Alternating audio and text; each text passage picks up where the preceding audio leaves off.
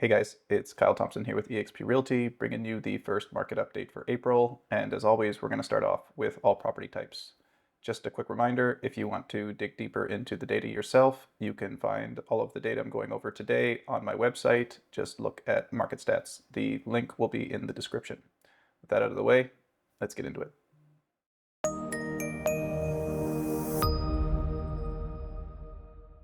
Okay, let's start off with taking a look at the market conditions. When using the monthly supply of inventory method, we come in at 5.78%, which is technically in a neutral market, but bordering on a buyer's market.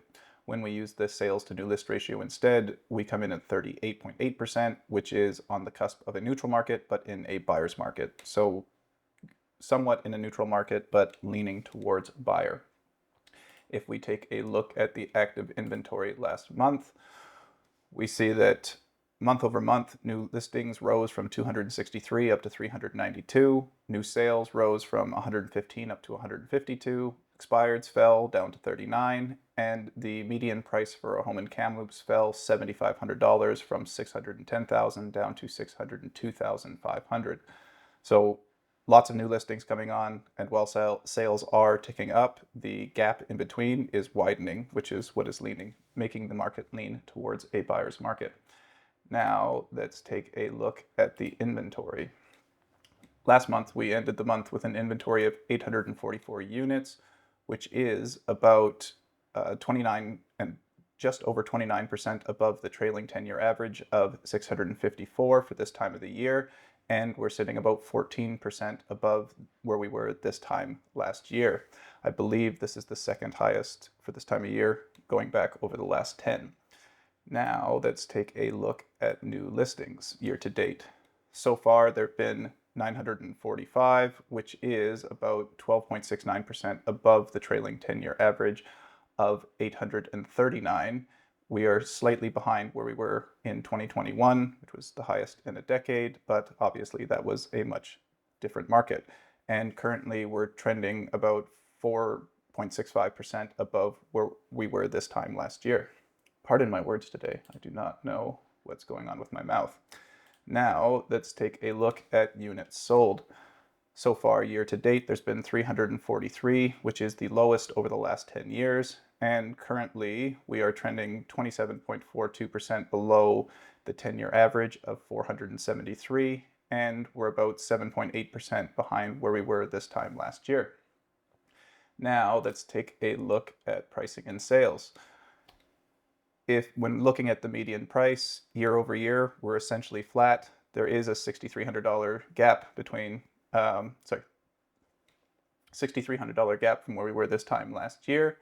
And when we look at sale price by property type, we see that in aggregate, year over year, full year over full year, prices are up about just over 2%, with most property types actually being down, with the exclusion of detached homes on acreages, detached homes, half duplexes, and townhomes, which are dragging the market up.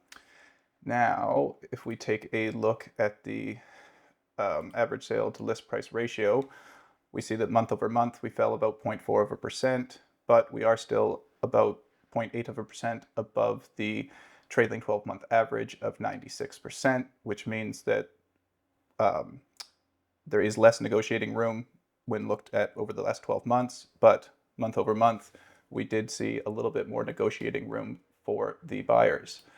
Now let's take a look at sales by property type. In aggregate, sales are essentially flat, down 1%.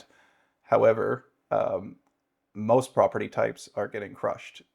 Detached homes are flat, townhomes are up about 10.5%, and manufactured homes on their own land are up 56%, with everything else being down anywhere between 2 to 31%. Now let's take a look at days on market, starting off with the 10-year. So far, year to date, it's taken an average of 60 days for properties to sell, which is about 14% above the trailing 10-year average of 52 days, and currently we are flat with where we were this time last year.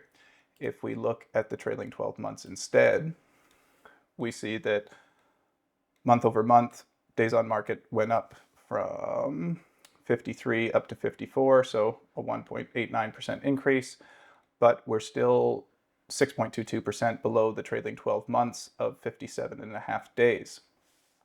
Finally, let's take a look at days on market by property type. As you can see, in aggregate, it's taking slightly longer for property to sell, 3 days in fact, which is about 6.85%. However, most property types are taking quite a bit longer to sell, with the exception of the manufactured homes on parks and fourplexes, but there's only one sale, so I wouldn't put too much weight into that. Aside from that, properties are taking anywhere between 5 up to 37% longer to sell on average. That's all we have for today. I really hope that you guys are continuing to get value out of these market updates. If you are, please consider liking and subscribing to the channel.